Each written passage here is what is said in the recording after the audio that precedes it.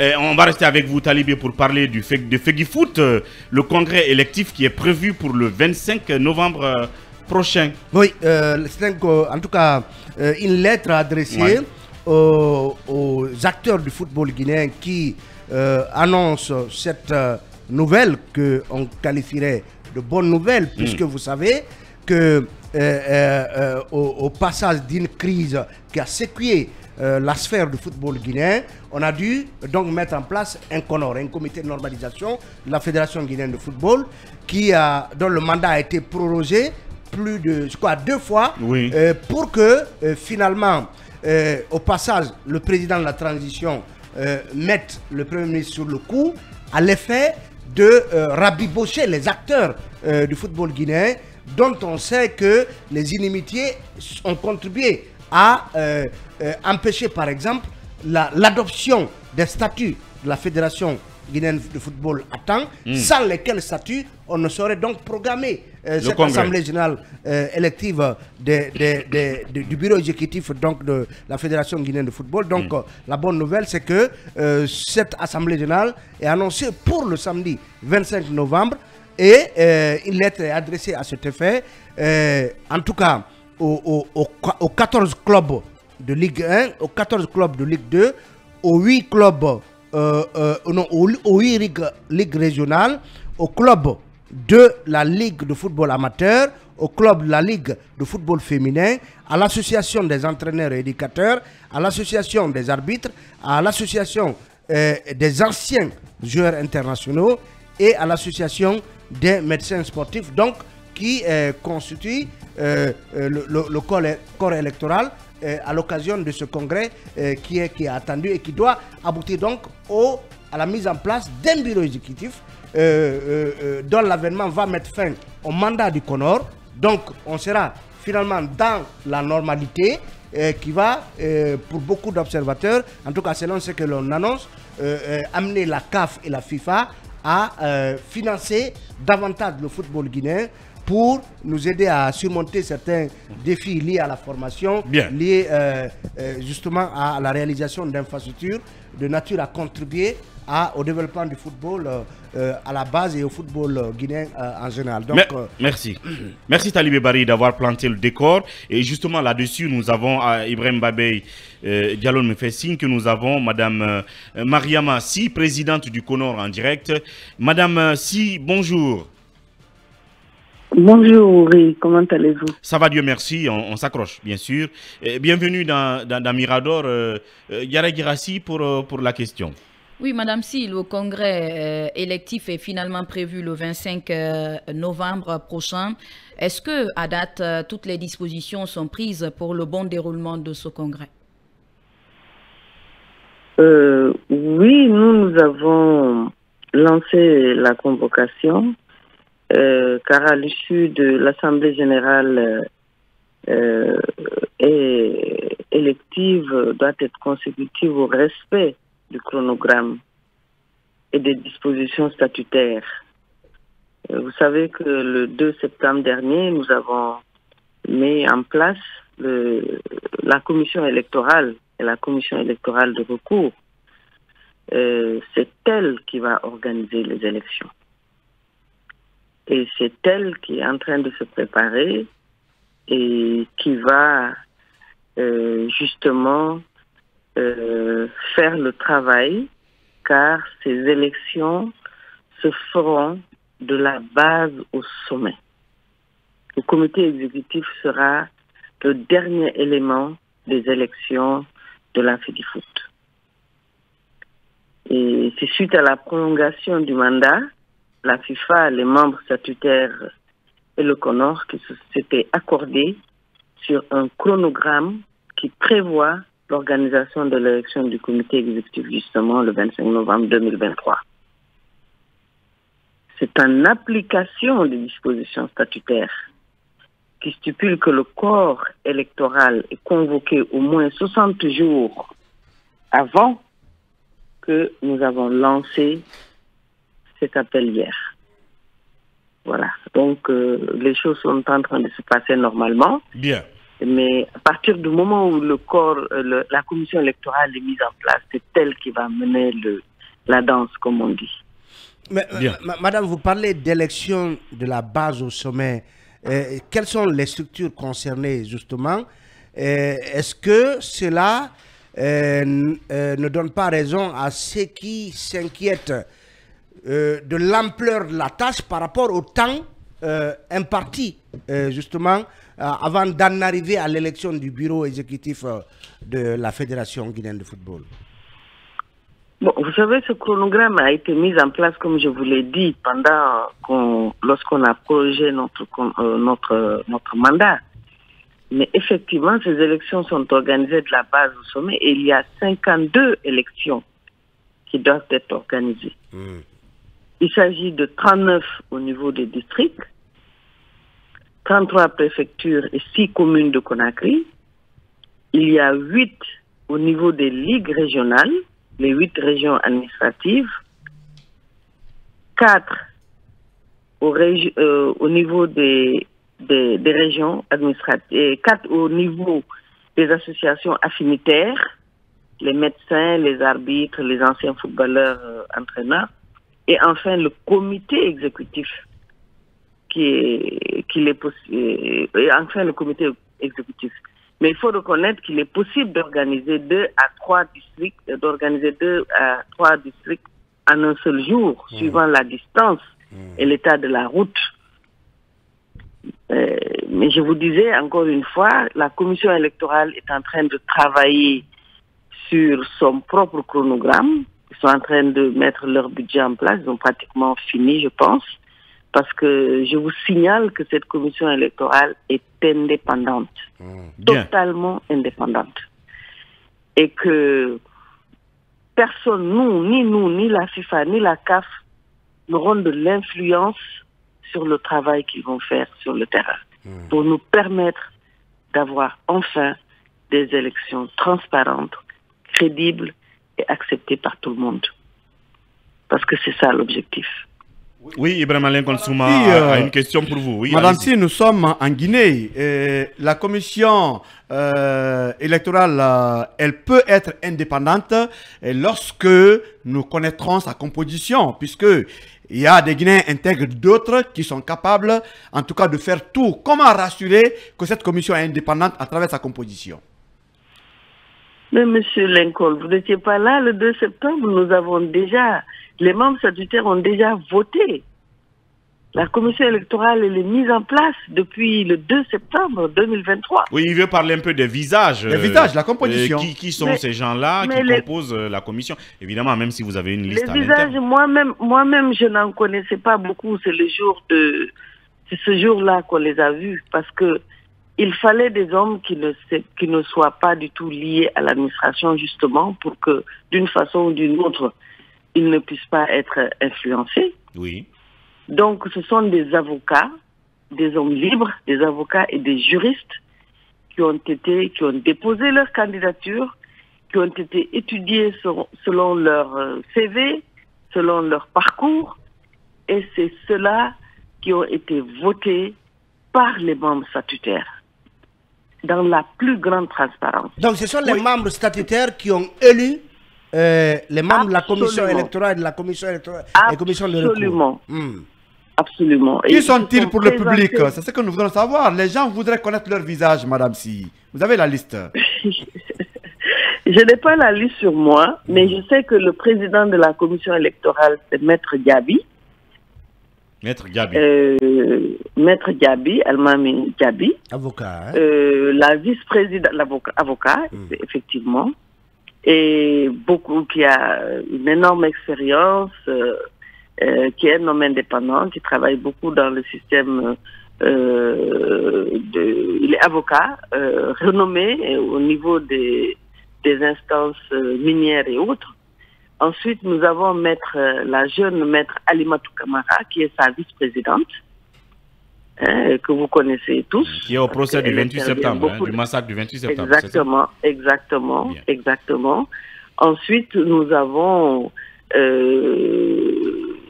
j'avoue, je ne connais même pas les noms. Bien. On n'a même pas tenu à les rencontrer avant d'être dans cette salle de l'Assemblée générale à l'hôtel Noum ce jour-là. Voilà, au-delà de tout, ce qu'on peut retenir en quintessence, c'est que vous travaillez à ce que ce rendez-vous ait lieu et que cette date soit respectée. C'est ce qu'on peut retenir en résumé. Voilà. C'est notre rôle. Bien. C'est notre rôle. Bien, et nous allons mettre tous les moyens mis par la FIFA à notre disposition. Madame, vous nous rassurez qu'il n'y aura pas de glissement? Vous nous rassurez qu'il n'y aura pas de glissement? Ce n'est pas moi qui vais rassurer ça. À partir du moment où il y a une commission électorale qui est mise en place, c'est elle qui va faire le boulot. Nous allons monitorer à leur côté. On va les mettre dans les conditions de travail. Ce n'est pas à nous de faire ce travail-là. Bien. Notre rôle est pratiquement terminé du moment où c'est cette commission électorale qui va faire le reste du boulot. Voilà. Je ne suis pas trop fouteux, Talibé certainement est au courant, je ne sais pas, ou qui d'autre, Basekou. J'ai appris ce matin que la CAF se réunit, je ne sais pas si c'est en Égypte, pour le choix du pays qui va organiser la CAN 2025 ou 2024, parce que l'Algérie a jeté l'éponge. 2026-2027, c'est ça? J'ai dit que je ne suis pas fouteux. Est-ce que vous êtes là-bas ou est-ce que la Guinée est encore candidate à quelque chose? Je veux quand même savoir, je suis un peu curieux. Ah non, la Guinée n'est pas candidat. Bien. La Guinée n'est pas candidat, Bien. pas du tout. D'accord. On doit pouvoir construire nos infrastructures. Cela est extrêmement important. Que nous puissions un jour candidater, parce que le football aujourd'hui, c'est de la magie mondiale, parce que depuis que je suis là-dedans, je me rends compte de quelque chose d'incroyable. Il y a un appétit mondial pour le football.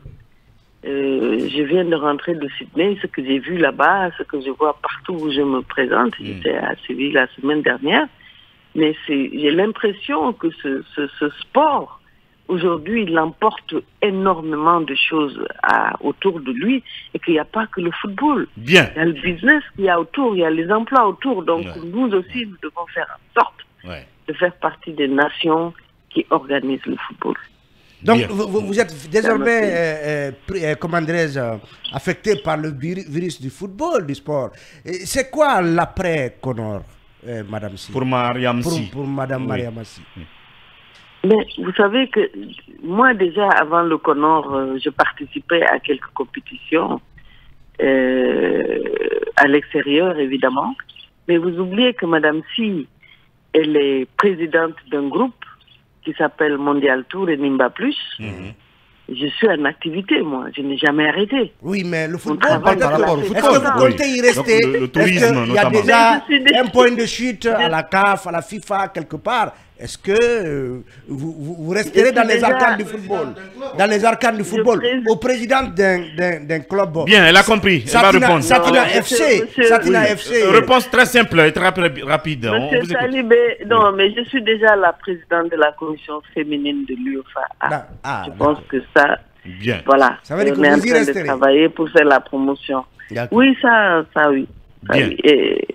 Et je vous avoue, je n'ai pas demandé non plus. On a vraiment prié de prendre cette responsabilité. Exactement. Dernière question, Alors, Madame, Basekou. Je voudrais insister sur la transparence et la crédibilité de ces élections. On sait que certains processus électoraux en Guinée sont entachés d'irrégularité, de manigance, de pression.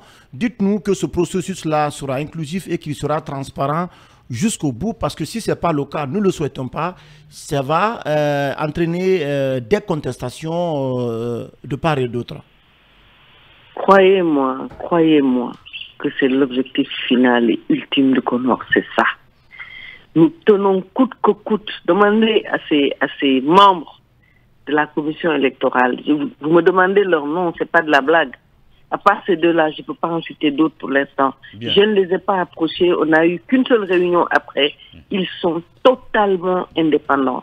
Et nous leur avons demandé de faire leur travail comme il faut. Nous mettons les moyens à leur disposition et nous aurons l'œil. Et la FIFA, la CAF, nous et eux ont fait une réunion Zoom il y a 2 semaines où cela leur a été répété par ces. par ses instances dirigeantes. Bien. Vous êtes indépendants. Même nous ne pouvons pas nous immiscer dans ce que vous faites. Totalement.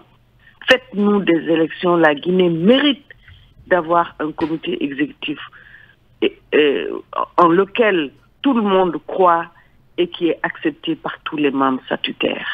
Que la démocratie règne et qu'on évite les conflits d'intérêts. Bien. Parce que c'est tout ça qui a amené le Conor. Voilà. Est-ce que Madame Si, Oui. ce discours, Non, ce qui est fondamental, permettez-moi de vous le dire. Oui. Le fait de commencer les élections de la base au sommet a été très difficile à obtenir. Et le Premier ministre, il a fallu vraiment pratiquement qu'il tape sur la table. Parce qu'habituellement, c'est le comité exécutif, après installation, qui allait mettre en place les bureaux à l'intérieur. Mais nous avons dit et tenu à ce qu'il y ait des élections de la base au sommet. Ça va amener une certaine dynamique et ce sera une certaine évolution des mentalités qui vont sûrement influer sur ce que nous allons obtenir à la fin, c'est-à-dire la mise en place du comité exécutif. Nous tenons à ça et nous allons aller jusqu'au bout pour que cela puisse se faire dans notre pays. Car c'est possible. Il n'y a aucune raison qu'on ne puisse pas avoir des élections libres. Demandez aux membres statutaires comment ça s'est passé le 2 septembre. C'était très clair. Aucune contestation, applaudie par eux-mêmes. Nous allons nous battre pour que cela continue. La vigilance sera de taille. Bien. À Ça tous aussi- les niveaux. Bien, merci beaucoup, madame. Madame Si. Madame Si, vous semblez, en tout cas, on vous connaît très active sur les questions de paix, de démocratie, de défense des droits de l'homme, de dialogue. Est-ce que vous avez le profil du job pour le poste de Premier ministre? Parce que Média Guinée annonce que vous faites partie de ceux qui sont pressentis pour remplacer Bernard Goumou à la primature. Je ne sais pas si vous avez vu l'information. Oui, Pas oui. du tout. C'est vous qui me l'annoncez. L'info est à la une de Média Guinée qui titre Madame Si Mariama Satina Diallo, première femme à diriger la primature en Guinée, point d'interrogation. Waouh. Si. Waouh. Avez-vous déjà été consultée, Madame Si? Jamais, non, vous savez, excusez-moi, vous les journalistes, vous écrivez ce que vous voulez. Oui, on a des informations, madame. On a des informations. Pas Ces du- derniers temps, on parle non. d'Ousmane Gawal, de Baouri, mais votre nom vient d'apparaître, Madame Si. Non, je vous assure, Talibé, que c'est vous qui me l'apprenez ce matin. Et vous n'en êtes pas intéressé? Je vous dis que moi, la politique ne m'a jamais intéressée. C'est vrai. Mais que vous avez j'ai été toujours ministre, Madame évolué. Si. Vous avez été ministre. Oui, ministre dans oui, ce mais pays. j'ai été ministre de la transition. On est en transition On est également, en madame. transition. On est en J'ai transition, été madame. ministre- Non, attendez, c'est différent. J'ai été ministre de la transition parce que, vous le savez, Talibé, le rôle que j'ai joué pendant les événements de 2007-2008. Oui, mais certains Moi, pensent, Madame Si, qu'on est en crise politique pendant cette transition et que vous pourriez avoir le profil pour justement ramener l'accalmie sur le front politique. Est-ce que si l'offre vous est faite, vous la prendriez, Madame? Je n'ai jamais pensé à ça. Oui, vous n'y avez pas pensé, mais est-ce que l'offre, si elle vous est faite, vous la prendriez, Madame? Écoutez, partout où l'on doit parler de paix, de dialogue, où l'on peut réunir les hommes, que ce soit en politique, parce qu'aujourd'hui je préside le réseau Aouline, qui est le réseau des femmes leaders de Guinée, et du réseau des femmes ministres parlementaires africaines de Guinée. Donc tout ce qui est dans ce domaine, évidemment, m'intéresse sur le plan national et international. C'est clair. Donc si on estime aujourd'hui dans mon pays que je peux faire quelque chose dans ce domaine, je ne dirais pas non, mais je n'ai pas demandé. Je Bien. vous assure que je ne l'ai pas fait. En tout cas, c'est entre vous, Talibé Bari et Média Guinée, Madame Si. Nous autres, nous Non, savons vraiment. que vous êtes sur le football. Merci pour votre disponibilité Voilà, ce matin. exactement. Merci beaucoup. Voilà, merci, à très bientôt. Hein. Et puis bien, après la pause, on va parler de la transition Mali-Burkina-Niger, la transition au Mali qui reporte les élections Sinidi et puis Burkina. On parle de tentative de coup d'État. Est-ce une manœuvre ou des manœuvres pour le jeune Ibrahima de remonter sa cote? Et puis au Niger, la France va quitter désormais. Cabinet Fofana et Emmanuel Milimono vont y porter leur regard. Magistrat en débrayage et voilà. Le célèbre Charles, il tape encore fort. Il va couper leur salaire, tout simplement. On va en parler tout à l'heure.